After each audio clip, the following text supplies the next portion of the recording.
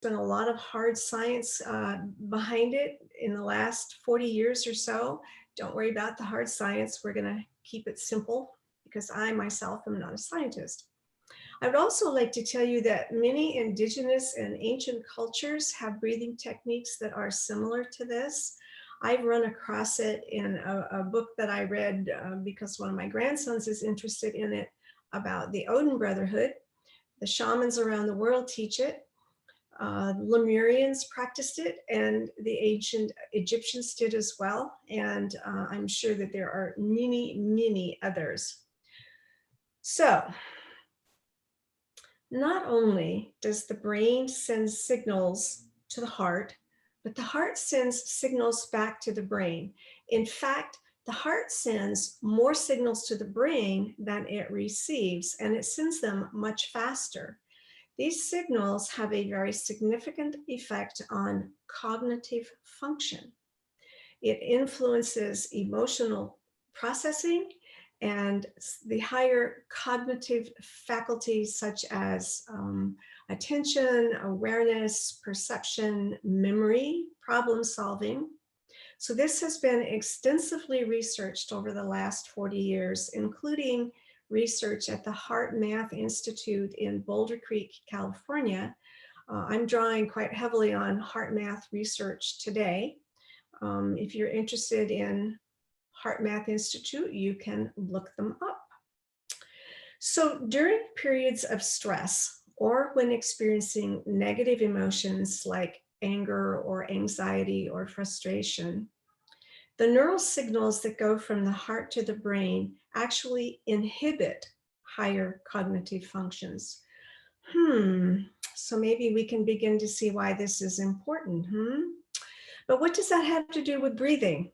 And actually, it has a lot to do with breathing. So we're going to come around to that.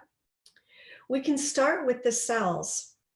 In fact, when we are in a fight or flight response, the cells do not regenerate. They do not regenerate. The body's in survival mode. You want to be able to run fast, climb high, and maybe throw a wicked spear. Cell generation becomes secondary if you are at risk of becoming lunch to, say, the approaching tiger. So characteristics of fight or flight response include rapid, shallow breathing, as well as a very rapid heart rate. A slow, deep, ordered breathing pattern tells the brain, I am safe. It tells the body, I am safe. And then when the body is safe, the cells automatically go to regenerate themselves. So this could be something that's pretty good to know. The breathing technique that we're going to do brings us that calm, ordered state where the cells do know how to rejuvenate. But there's even more. It also brings the heart and the brain into a state of coherence. Well, why would you care? You might care because this reduces stress. Remember that when we're stressed, you can go back to the fight or flight response and or feeling negative emotions like anger, frustration, fear, anxiety. Those neural signals going from the heart to the brain are erratic and disordered, and this inhibits cognitive function. And in fact, a good adrenaline rush shuts down the left side, thinking side of the brain in favor of the right side, the instinctual side of the brain. And this draws energy and blood from the core of the body to go to the extremities so you can run fast and climb high and etc., as we've already said. So conversely, when the neural signals going from the heart to the brain are coherent, we have this increased ability to think clearly, to remember, to learn, to reason, and we make more effective decisions.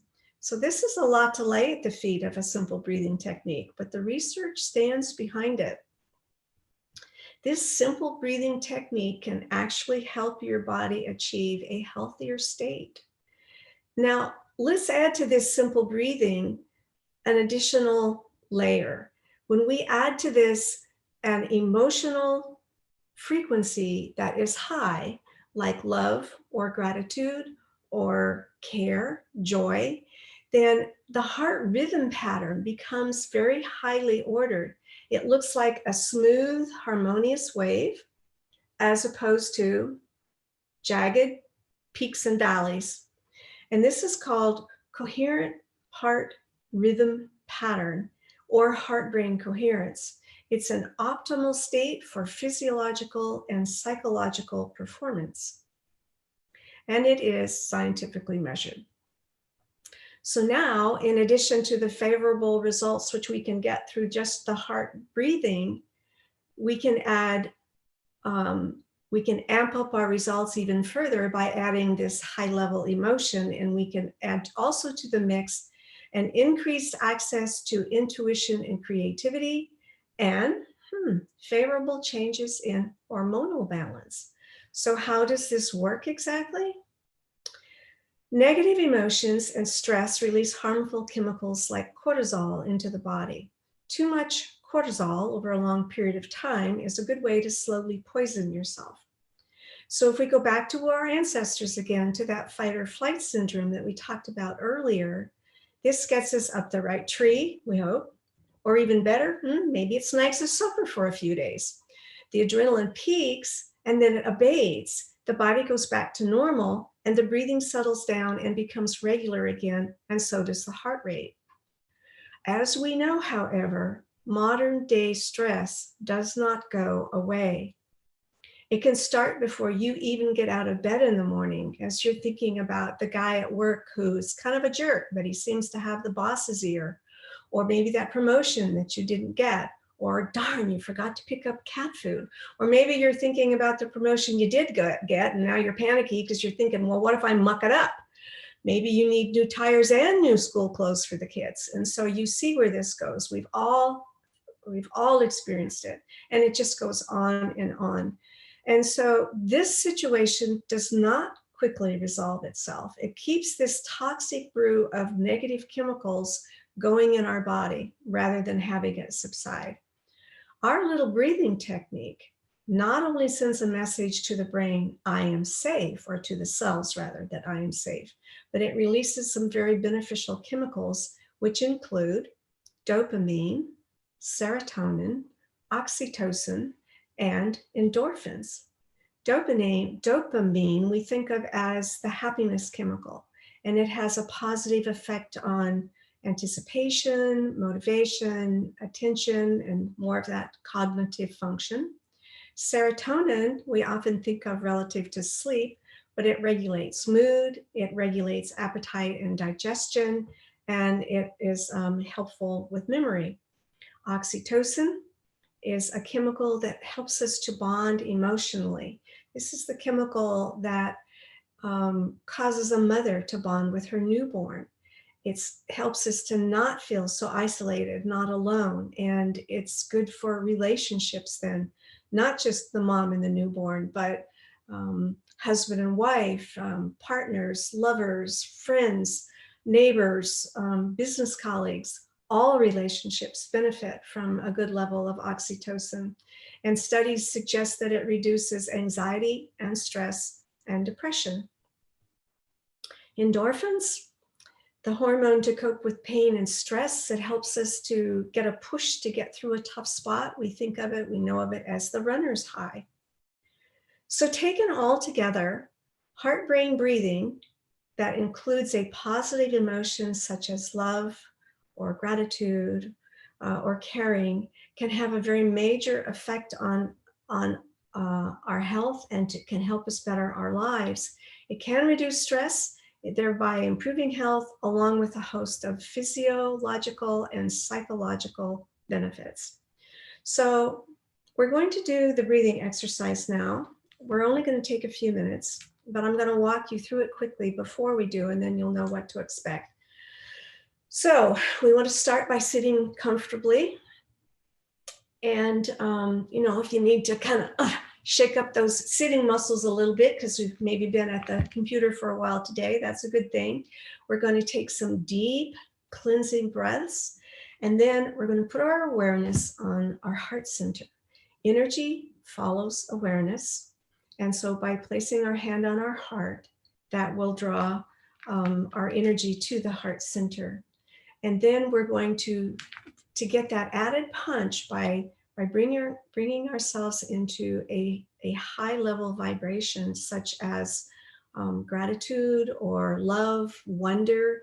If you, to help you do this, think of something that brought you into that kind of a state, some kind of a memory, maybe with a child or a newborn, or a place in nature that's particularly beautiful.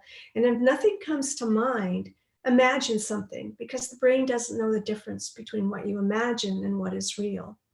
This is, well, we won't go there. Okay, so then we're going to breathe deeply and slowly on a 10-second cycle, roughly 5 seconds in, 5 seconds out. It sounds like a long time, but it isn't really. And what you want to be sure and do is to breathe deeply down into the very depth of your belly. So deep, slow inhale, deep, slow exhale. We're going to do this for maybe 3 or 4 minutes. So if it seems like it's never going to end, trust me, it is. And I would say to you also that when your mind wanders, just gently bring it back, because it will wander. Okay, are we ready?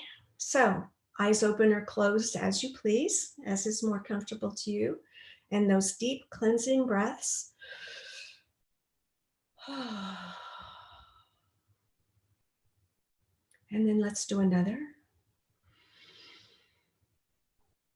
And put your hand on your heart. And then we're going to slowly breathe in and slowly breathe out.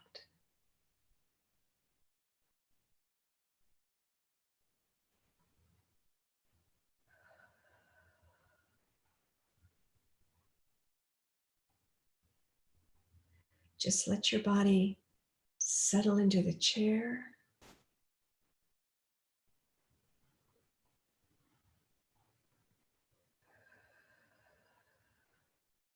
Let your thoughts just drift past you. And then bring yourself into a state where you feel gratitude or wonder or love. And continue to breathe.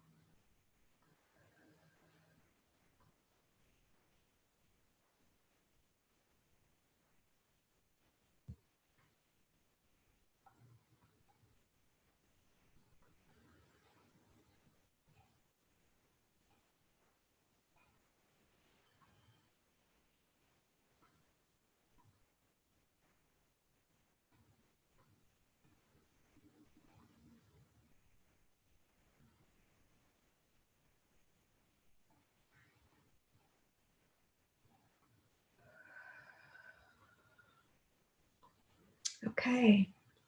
Come gently back to us now. Back into your body. Back into your chair. Back into the room. Know that the effects of this type of breathing are cumulative. You can do it as few as 10 times, 10 breaths. You can do it for 5 minutes, but every time you do it, it builds on the times before. Who doesn't have 5 minutes in their day to do something like this, or at least 10 breaths when the payback is so good? So, in summary, I would say that heart brain harmony opens the way to deep intuition on demand. It's a hotline to the subconscious. Try doing affirmations after doing heart brain breathing for a couple minutes. It's a good way to kickstart them. It enhances learning, it improves memory, it awakens the immune response. Let me say that again.